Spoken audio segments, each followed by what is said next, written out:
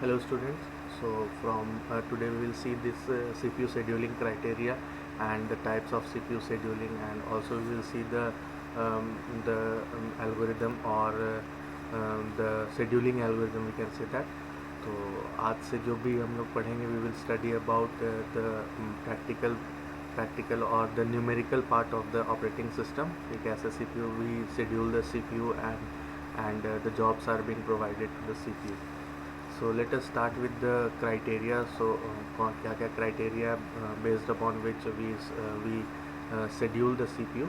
So different CPU scheduling algorithms have different properties, and choice of a particular algorithm depends on the various factors. तो ये various factors पे जो भी choice होता है, जो भी हम select करना चाहते हैं कि which CPU scheduling algorithm we want to use for this particular question or this particular job. तो ये बहुत सारे फैक्टर्स होता है, it is depended upon that, and many criteria have been suggested for comparing CPU scheduling algorithm. So these are some of the criterias, और let us start from the first one, that is CPU utilization. तो किसी भी चीज़ का हम लोग सोचते हैं कि यूटिलाइजेशन को मैक्सिमाइज करना, that means the utilization of the CPU. In this case we assume to, और we want the CPU to be utilized in its highest number of percentage at 90% or 100%. तो यहाँ पे क्या होता है, तो main objective of any CPU scheduling algorithm is to keep the CPU busy as possible. To keep the CPU as busy as possible. तो जितना CPU को बिजी रखे उतना ज़्यादा मेरा आउटपुट आएगा, मतलब कि उतना ज़्यादा यूटिलाइज होगा CPU, वेस्टेज नहीं जाएगा. Let us assume is that अगर हम किसी एक पर्सन को हायर करते हैं for doing a particular type of job, and our first motto is to keep him busy as much as possible. मतलब अगर if you want him to do some mathematical और अकाउंटिंग वर्क, देन क्या करते हैं हम लोग कि जितने भी टाइम का उसका वर्क आवर है, we supplies that much work कि वो पूरा का पूरा टाइम बिजी रहे, इंगेज्ड रहे. मतलब ब्लैंक अगर सिटिंग आइडल होगा तो वो क्या होगा कि वो यूटिलाइजेशन हमारा जो भी रहेगा, उसका जो प्रॉपर यूटिलाइजेशन है, that will be get affected. So theoretically CPU utilization can range from 0 to 100, but in real time system it varies from 40 to 90. So 100% किसी भी चीज़ को हम लोग यूटिलाइज नहीं करते. We do not utilize the CPU 100%. So the best, or we can say that in the real time we use the CPU from 40 to 90%, and it depends upon the load of the system कि कितना load है, what are the apps, and what are the technologies, or what are the things which we are using in our system. So the second one is throughput. So throughput is that कि एक particular unit of time में how much job or how much process that has been executed. So एक particular time है, अगर 5 second है और 1 second है, तो इसमें कितने जॉब आ रहे हैं और कितने जॉब इसमें एग्जीक्यूट होकर निकल जा रहे हैं, that is the throughput. So a measure of the work done by CPU is the number of process being executed and completed per unit time. मतलब एक यूनिट टाइम में कितने जॉब्स प्रोसेस होके प्रोसेस एंड एग्जीक्यूट होके complete हो चुके हैं, and this is called throughput. और द थ्रूपुट में very depending upon the length और ड्यूरेशन ऑफ द प्रोसेस. तो ये जो थ्रूपुट है, it varies upon the length and the duration of the process कि कितना टाइम उसको लग रहा है यूज़ होने में और एग्जीक्यूट होने में, that depends upon the process.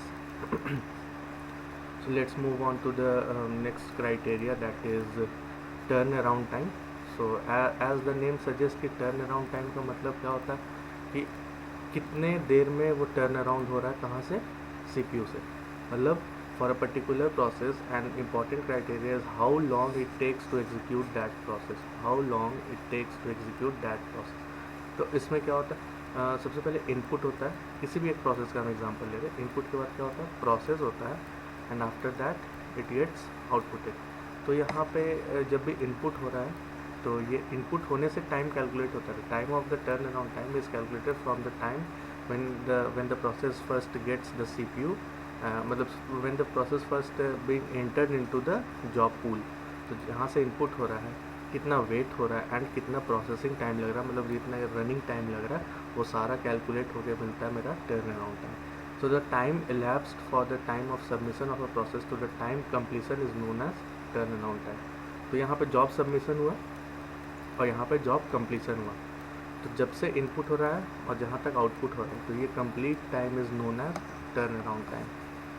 And the turnaround time is the sum of time spent in waiting to get into the memory, so that is the input part, waiting in ready queue, so that is the ready queue, and executing in CPU, जितना भी running state का जो भी time है, and the last one is the waiting for IO. That means it is the time of the output device, that how much time it takes to get outputted from the system. So this was the turnaround time. So let's move on to the waiting time. What is the waiting time? तो waiting time तो जैसा नाम suggest करेंगे, it says that how much time the process is in the waiting queue और in the ready queue waiting for the CPU to get its turn. तो a CPU algorithm does not affect the time required to complete the process once it starts execution, and it only affects the waiting time of a process, that is time spent by a process waiting in the ready queue. मतलब जब उसको CPU जब उसको input मिल गया new state के बाद, वो जब when it moves to the ready queue, and the number of time or the amount of time it is being waiting for the CPU to get its chance is known as waiting queue. Okay? And the last one is response time. तो response time क्या होता है कि जब भी CPU को पहला मिला, जैसे जो टर्न अराउंड टाइम में what was the thing is that input then output and the input then processing and then output. So the turnaround time is till here, response time is till here. जब तक उसको CPU पहला बार नहीं मिलता है, तो ये जो टाइम है दिस टाइम इनपुट का एंड द रेडी क्यू में कितना टाइम लगेगा, that time is known as response time. So it is an interactive system. Turnaround time is not the best criteria, and a process may produce some output fairly early and continue computing new results while previous results are being output. So thus another criteria is the time taken for submission of the process to request until the first response it is produced. मतलब पहला response जब तक इसको नहीं मिलता है CPU का, that is known as the turnaround time, and this measure is response time. Sorry, not turnaround time, it's response time. So these are the criteria of CPU scheduling. So let's move on to the types of CPU scheduling. क्या क्या types होता है. So CPU scheduling decision may take place under the following 4 circumstances. So there are 4 circumstances. The first one is when a process switches from the running state to the waiting state. So let us see with the help of example. So pehla this was the ready state. Before this there was a new state, and ready, then running, and after that we are having the terminated, and here we are also having the waiting state.